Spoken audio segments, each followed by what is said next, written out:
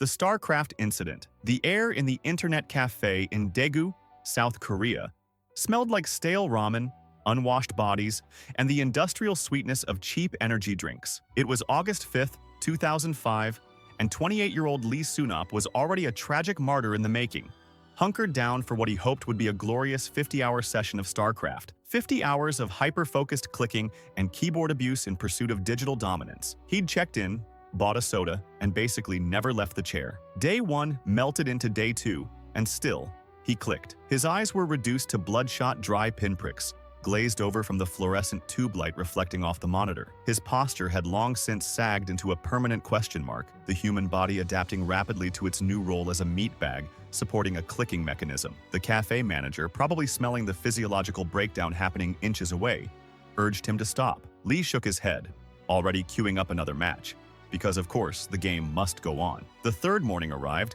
casting a weak, cynical dawn through the dusty window panes. 50 hours into this absolute skill issue, the slow, silent killer that is immobility had already won. See, when you sit like a gargoyle for 2 days, your blood stops flowing smoothly. It starts organizing itself into fatal traffic jams. Lee suddenly collapsed. When paramedics rushed in, expecting a common collapse, they found a body ravaged not just by exhaustion and extreme dehydration, but one whose veins were clogged. It was a catastrophic cardiovascular failure, cardiac arrest, brought on by the combined effects of prolonged immobility and blood clotting. He died right there, a victim of his own unwavering dedication to the Zerg rush, permadeath activated by a lack of basic human function, the Thrombosis incident. Fast forward to February 1st, 2007. Location: a dimly lit internet cafe in Guanghe, China. We find a 26-year-old man who understood the assignment, but failed the survival check. He walked in, logged into World of Warcraft, and achieved true ascetic devotion,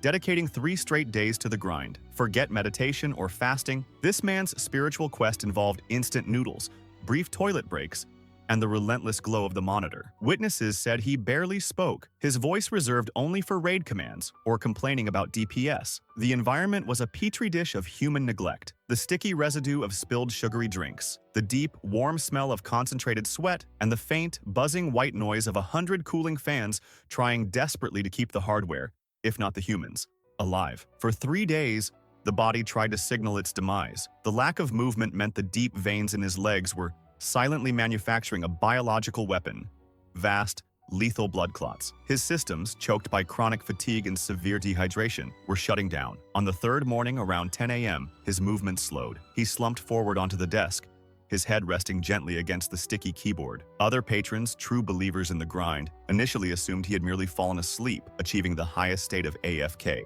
But when a staff member eventually checked, shaking his limp shoulder, the truth was confirmed. The raid was over. He was pulseless. The coroner didn't need a medical degree to diagnose the cause: acute cardiac arrest, directly resulting from the extreme exhaustion and dehydration that accompanies the 3-day gaming marathon. Turns out, you can't heal a life bar that's dependent on basic biochemistry. Skill issue: the Lineage 2 incident. This isn't a story of physiological collapse. This is pure, raw, digital stupidity colliding with a sharp object. It happened in Shanghai, China, in March 2005, and it was all about the ultimate virtual flex. Our star player, Chu Changyi, temporarily loaned his buddy, Zhu Chaoyuan, something truly precious: a dragon saber, a massively powerful and highly rare sword within the game Lineage 2. This wasn't some flimsy starting weapon. This was a digital artifact of immense value, representing hours of soul-crushing toil. But then, Zhu committed the ultimate betrayal. He went full scammer, selling the virtual sword for a staggering 7,200 yuan, real money. Chu, understandably furious, demanded the return of his digital property. When Zhu refused, Chu, demonstrating his deep and tragic misunderstanding of jurisdiction, reported the theft to the police. Spoiler alert: Chinese law at the time didn't recognize the dragon saber as real property, so no charges were filed. This meant the only resolution left was an unsanctioned, real-world PvP encounter. On the evening of March 29th, Chu confronted Zhu in person. The argument immediately escalated into a final, bloody dispute over the pixels and code that Zhu had pocketed. Chu drew a knife and stabbed Zhu repeatedly. Zhu died from his wounds. Chu, who was convicted of murder, got life imprisonment. He was the tragic martyr who proved that a virtual item, representing nothing more than wasted electricity, was worth more to him than freedom. The game became a rage-quit simulation, Only this time, the consequences were eternally offline. The Counter-Strike incident. Behold the pinnacle of competitive pettiness. February 26, 2010, Chongqing, China. Two men in their 20s are locked in the digital trenches of Counter-Strike in an internet cafe. They should have been bonding over pixelated headshots, but instead, they fell into the deepest hole known to humanity, an argument over strategy. Think about that. They achieved total, violent breakdown over which digital hallway they should have cleared first. The verbal abuse reached maximum toxicity, attracting unwanted attention across the room. One man, clearly running on empty monster energy and raw, unfiltered ego, stood up and physically pushed the other. The staff, veterans of the toxic gaming ecosystem, intervened, briefly separating the two human garbage fires, but the damage was done. They took their beef outside, out into the unforgiving world where character models don't instantly respawn. The aggressor, unable to cope with the reality that his opinion on B-site defense might be wrong, escalated hard. He grabbed a knife and repeatedly stabbed his opponent in the chest and abdomen. The victim collapsed onto the pavement, his life draining out due to a fatal disagreement over strategy. The killer, easily arrested, admitted he simply lost his temper during the argument. A man died, not for territory, not for love, not for loot, but because someone disagreed with his clutch strategy in a 10-year-old first-person shooter. Seriously, touchgrass. The VR incident. You spend all day trying to escape reality, but reality always gets the final bloody word. This incident occurred in Moscow, Russia, on December 21st, 2017. A 44-year-old man was fully jacked into his virtual reality headset, utterly immersed in digital escape. The sensory input was total. Digital light, digital sound, digital motion. But the physical world? That was neglected, reduced to a hazy, peripheral threat. He was moving through his apartment, executing digital maneuvers while blissfully unaware of the low-res environmental hazards surrounding him in the actual room. He stumbled while playing and crashed directly into a glass table. The impact was immediate, horrific, and invisible to the man who was currently traversing digital mountainscapes. The glass shattered violently, slicing deep into his head and neck. The sound of breaking glass was loud enough that neighbors heard the crash. But he was alone, fully isolated from help by the very technology designed to connect him. He couldn't call out, and even if he did, the VR headset would have muted the immediate screaming pain of his body. Hours later, when family members finally found him, the game was still running.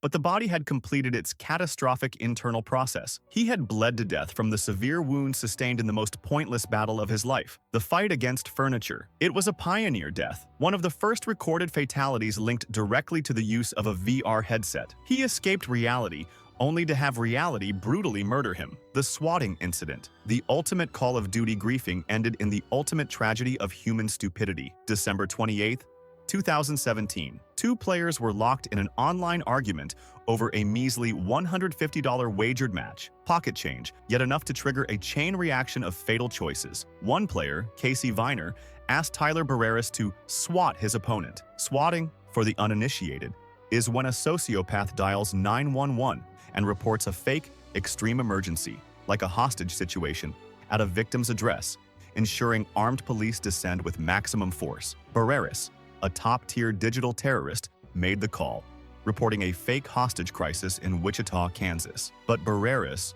was either incompetent or malice incarnate, because the address he provided belonged to 28-year-old Andrew Finch. Finch was completely innocent, having zero connection to the childish $150 dispute. Police surrounded Finch's home, primed for a tactical nightmare. When Finch opened his own door, confused and unaware, he was the unwilling centerpiece of a digital grudge match.